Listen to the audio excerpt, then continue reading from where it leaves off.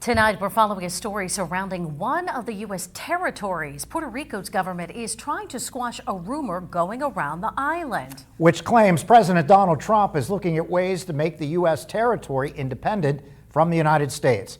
Our Washington, D.C. correspondent Rachel Knapp joining us live from the U.S. Capitol tonight. And Rachel, what could this change in territory status mean for the island and for mainland in the U.S.?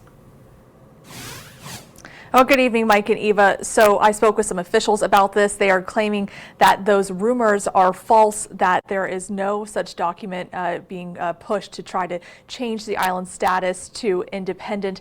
And they also reiterated that in these past couple of elections that Puerto Ricans have voted for statehood compared to some of the other status options that they had. Now, changing the island's territory status to a state could really alter a few things for its 3 million people, including federal benefits to voting rights. Last week, Puerto Rico's Governor Jennifer Gonzalez visited Washington, advocating for the island to become the 51st state. This is not a political movement.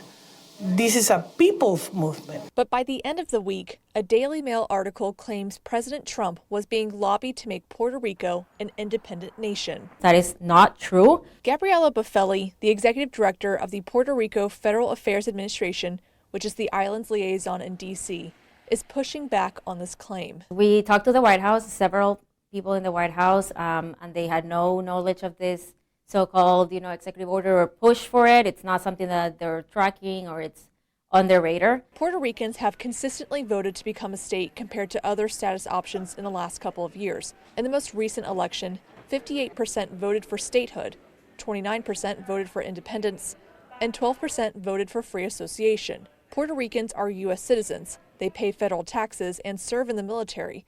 But because it's a territory, the governor says the island, which is home to nearly 3 million people, is treated differently. For example, people living on the island do not have access to benefits like SSI, and in Congress, they have a non-voting member in the U.S. House of Representatives. Buffelli believes these independence rumors does not hurt the island's chances of becoming the next U.S. state. Our movement is large and it, on the island, and here we have a lot of supporters of statehood.